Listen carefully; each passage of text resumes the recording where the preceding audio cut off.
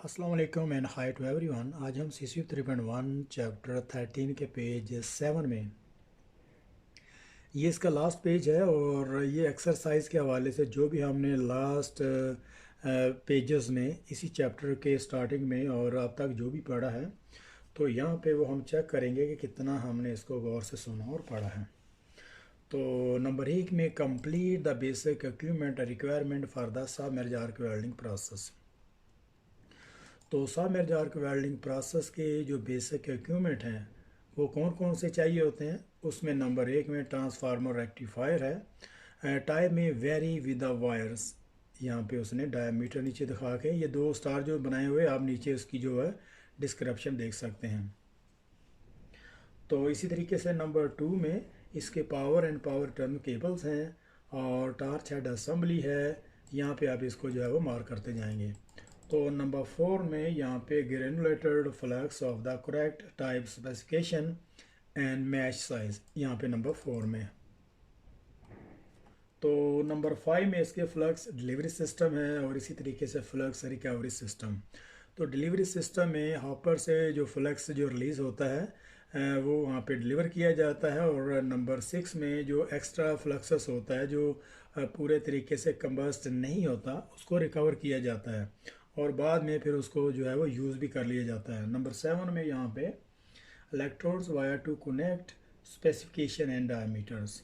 और इसके अलावा नंबर 8 में इसकी जो करेक्ट सेफ्टी क्लॉथिंग है, तो वेल्डिंग के दौरान इसकी जो है वो प्रॉपर तरीके से क्लॉथिंग इसकी जो पीपी मुकम्मल होनी चाहिए ताकि अच्छे तरीके से इसको वेल्ड कर सकें और किसी तरह की कोई इंजरी या बर्न वगैरह नहीं हो। तो नंबर 2 में यहाँ पे list 11 further parameter inspection point of the SAW welding process.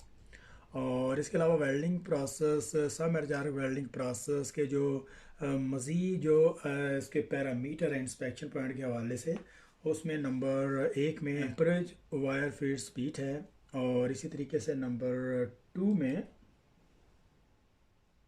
उसकी OCV है, वेल्डिंग वोल्टेज है। और इसके अलावा नंबर 3 में flux type and mash size. तो यहाँ पे दो किस्म के जो फ्लक्स टाइप इस्तेमाल होते हैं उसमें एसिड टाइप होते हैं और बेसिक टाइप। और ये डिपेंड करता है कि हम कौन से मेटल और ये डिपेंड करता है कि हम कौन सी एप्लीकेशन और किस क्वालिटी के रिलेटेड जो है वो काम करने जा रहे हैं। तो नंबर 4 में यहाँ पे है फ्लक्स कंडीशन बैकिंग।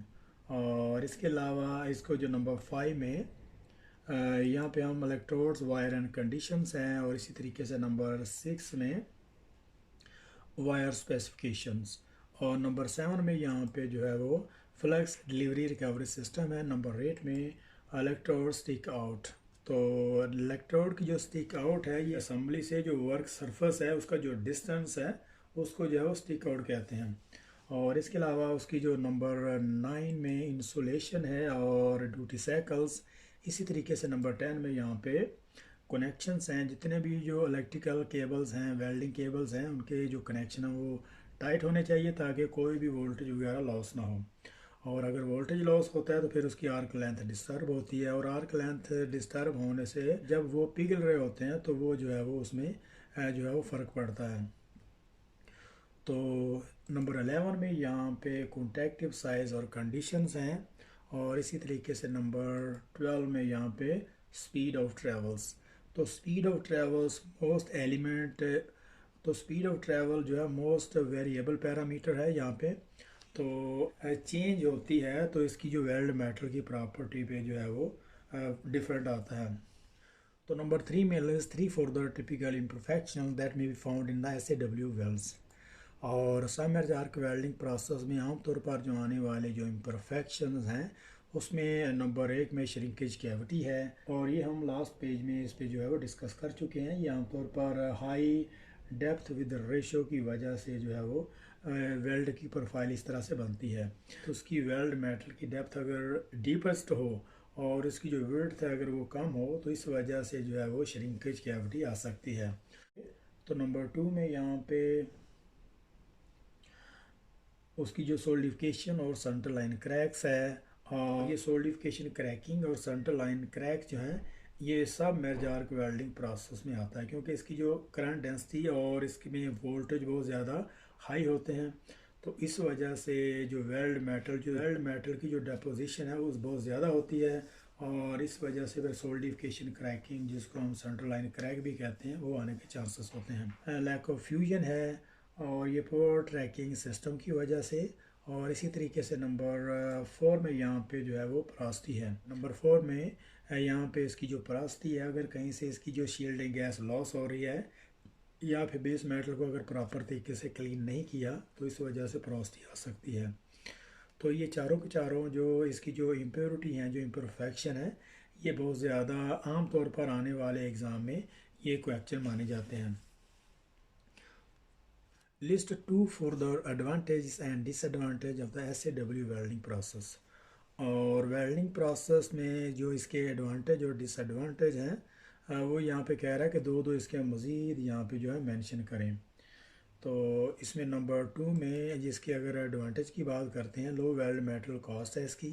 और नंबर 2 में हम इसको low level of the zone production यहाँ पे ये भी लिख सकते हैं, या फिर लो वेल्ड मेटल कॉस्ट है, या फिर इजीली ऑटोमेटेड है, या इजी मैकेनाइज्ड है, और इसके अलावा हाई प्रोडक्टिव ऑपरेटिंग फैक्टर है।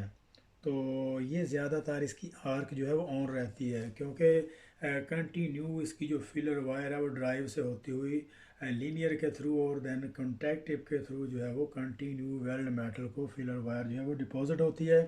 और इसका जो रुकने का और क्लीन करने के जो इसमें मार्जिन है, जो चांसेस है, बहुत कम होते हैं। तो इसलिए ये इसकी जो प्रोडक्टिविटी हाई होती है। और या फिर इसके अलावा इसकी नो विजिबल आर्क लाइट, इसकी जो आमतौर पर जैसे दूसरे वेल्डिंग प्रोसेस की आर्क नज़र आती है, इस वेल्डिंग प्रोसेस में इसकी आर्क नज़र नहीं आती, इसलिए इसको सब मेर्ज आर्क वेल्डिंग प्रोसेस करते हैं। मतलब इसकी जो आर्क है दबी हुई होती है फ्लक्स के नीचे। तो इसी तरह से इसका जो डिसएडवांटेज है उसका नंबर 2 में यहाँ पे रेसिस्टेड इन वेल्डिंग पोजीशन, और ये वेल्डिंग पोजीशन के लिए ये सूटेबल वेल्डिंग प्रोसेस नहीं है। हाँ, अलबत्ता इसमें कुछ एक्यूमेंट ऐड करके, जैसे डैम्प फ्लक्सेस हैं, उनको ऐड करने से इसमें कुछ वेल्डिंग पोजीशन जो है वो की जा सकती हैं। और इसी तरीके से जो है इसकी हाई प्रोडक्टिविटी है, high probability of the arc blow. और इसमें इस वेल्डिंग प्रोसेस के जो हाई प्रोबेबिलिटी, हाई चांसेस हैं इसमें आर्क ब्लो आने के। तो इसको कवर करने के लिए इसने डबल और मल्टी वायर जो फिलर वायर को यूज़ करते हैं, एक को DC पॉजिटिव लीडिंग वायर और दूसरे को AC ट्रेलिंग वायर। तो ये दोनों जो कम्बिनेशन से इसकी जो अपोजिट कॉन्ट्रैक्शनल फोर्सेस बनती हैं, जिससे ये जो आर्क ब्लो के जो चांसेस हैं वो कम हो जाते हैं। और इसी तरीके से इसमें प्रोन टू श्रिंकेज कैविटी है, इसके जो श्रिंकेज कैविटी आने के चांसेस इसमें ज़्यादा होते हैं। और डिफ़िकल्ट पेनिट्रेशन कंट्रोल्स, और इसकी जो पेनिट्रेशन है उसको कंट्रोल करना डिफ़िकल्ट इस हवाले से है कि इसमें एम्परेज और वोल्टेज बहुत ज़्यादा हाई होने की वजह से जब बेस मेटल पे वेल्ड करते हैं तो हाई पेनिट्रेशन, डीपर पेनिट्रेशन देने वाला ये वेल्डिंग प्रोसेस है। तो इसलिए वहाँ पे बर्न थ्रू आने के चांसेस होते हैं। तो इसलिए बैक साइड पे इसकी जो बैकिंग स्ट्रिप वो लगा ली जाती है। तो अगर तो वो हमें परमानेंट चाहिए तो सेम उसी मेटल की जो है, सेम उसी पेरेंट्स मेटल की जो नीचे बैकिंग स्ट्रिप लगाते हैं। और अगर वहाँ पे टेम्परेरी चाहिए तो फिर दूसरे मेटल की, जैसे कॉपर है या सिरामिक वगैरह की यूज़ करते हैं, ताकि वो आराम से वहाँ से रिमूव कर सकें। और इसके अलावा उसकी जो है वो रिलेटिव हाई इक्विपमेंट कास्ट, तो इस वेल्डिंग प्रोसेस का जो इक्विपमेंट है बहुत ज़्यादा महंगा होता है। तो यहाँ पे हमारा 13.7 और यहाँ पे ये 13.7 जो है सब मेरे आर्क वेल्डिंग प्रोसेस का जो यहाँ पे चैप्टर है ये एंड हो रहा है। तो मिलते हैं नेक्स्ट चैप्टर 14 में, तब तक के लिए अल्लाह हाफिज़।